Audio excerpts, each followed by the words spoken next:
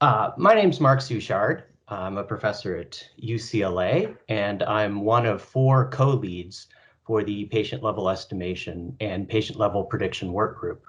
My co-leads, both alphabetical order and probably in importance from most to least, are Jenna Reps, Peter Reinbeck, Martijn Schumi, and in the least position, myself.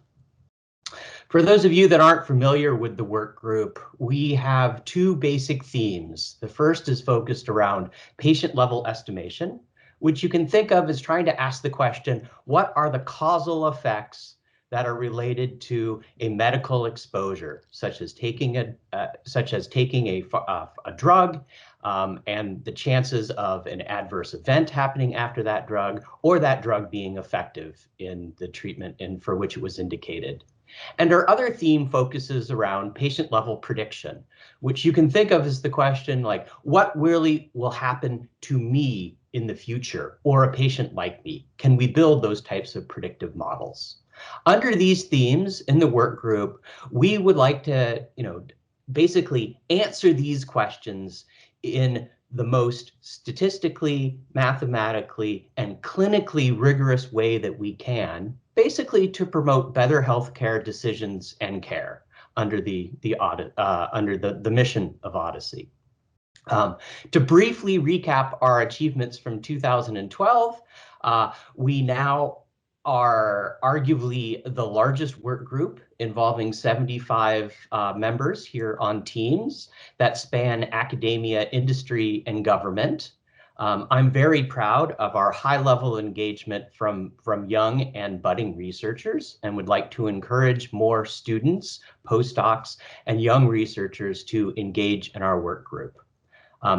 Unlike George, I've done a very poor job of assessing kind of the academic output that we've had in the last year, but I'd say it's at least 10 clinical papers and methods. You can definitely tell that I'm an academic, and that the only deliverable that I'm keeping track of are published papers, and in spite of the wonderful things that we're doing for the community and advancing health in general. For 2021, we are going to focus our research priority on one objective, and it's mainly motivated by the COVID pandemic and in a very timely response to the rollout that's going on right now of multiple COVID-19 vaccines. So our objective is going to focus on developing a way of looking at and evaluating different methods for vaccine safety for surveillance. A very germane question as we roll out vaccines that have not previously been used before in extraordinarily large populations around the world. So you can think of this objective as really trying to answer the question, which observational research methods perform the best in identifying and estimating the effects or the risk of adverse events of special interest after individuals have been vaccinated. In order to accomplish this objective, we're going to start by building upon previous work from our work group, where we evaluated sort of the comparative effectiveness and safety for drug methods across a large number of different methods. That was recently published in the Harvard Data Science Review. But there are some real important differences and scientific questions that we have to overcome for those differences as we refocus our target towards evaluation of methods for vaccines. In particular, active comparators, who are the non-vaccinated individuals, is a much more difficult question than it is in the comparative effectiveness and safety for drug exposures. So there'll be more of a focus on both using historical and self-controlled designs. Also, many vaccine safety events of interest are extraordinarily rare. And so there'll be more of a focus this year on meta-analytic approaches for pooling information across a large number of heterogeneous data sources so that we can draw a population level estimation across the largest population as possible. And of course, vaccine exposure and how it gets documented in data is very different than most drug exposures. So there's an important need for a variety of data sources which represent varying sort of data capture processes.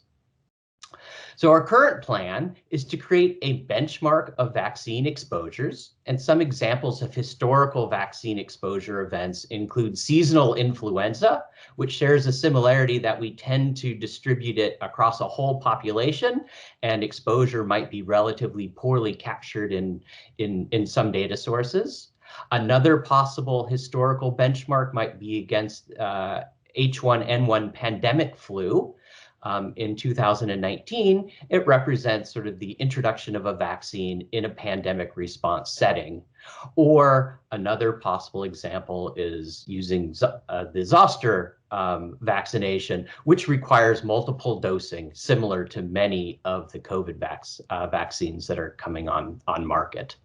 We'll then have to create corresponding negative control outcomes, and we'll have to pay particular attention that these outcomes really share the incidence levels and the level of acuity that tend to approximate the adverse events that we're interested for vaccination. Based on these, we can synthesize positive controls, and most importantly, we need to engage many different data partners across the OHDSI community to make sure we're looking at what the heterogeneity of methods might be in different data capture processes. Then we'll apply a suite of effectively new or unevaluated, new meaning unevaluated previously by us, methods for effectiveness, including something like the Poisson maximized sequential probability test ratio, which is very popular in the FDA, different types of predictive models that we might use. And there's a huge amount of development that we need help with here. The comparative cohort analysis using a non-user comparator, which needs to be evaluated, and the self-controlled case series and the self-controlled risk in individual designs. We'll do this across a range of different time at risk definitions. Are we interested in events after the first dosing, after the second dosing? It doesn't matter when the dosing, when the two dosings occur. These are things that we'll have to look at. And we'll compute performance metrics across these different approaches. One very important new performance metric of which we need help in development is something like a detection rate as the data accumulate. You know, instead of looking at standing data for the exposure of drugs that have been on the market for years, these vaccines are just coming on the market, and information about the relative safety will accumulate over time. In all of these aspects, we need a large amount of help, and everyone is welcome to participate. Not that we're only focused on COVID activities. There are a number of other active projects going on in the work group, including prognostic models that involve loss to follow-up, different types of design studies, ensemble models across federated data sets to look at model transportability, and of course I put in bold Bayesian statistics, my own specialty of interest here. How to develop sort of information lossless mixed models and distributed machine learning questions, and the performance impact of our feature extraction processes. So there's a lot of work going on, many opportunities to participate. In terms of participating, our work group meets twice a month. We have both an Eastern Hemisphere meeting and a Western Hemisphere meeting. The Western Hemisphere meeting is on the first Thursday of every month at 6 p.m. in Central European time, 12 p.m. On the East Coast, and 9 a.m. for me. Our Eastern Hemisphere meeting meets on the first Wednesday of every month at 7 in the morning Eastern Standard Time, 3 p.m. in China, 4 p.m. In Korea, and 6 p.m. in Adelaide, Australia. We do meet on Teams in the PLE work group, and I'm not sure if we lost Marc's audio there. All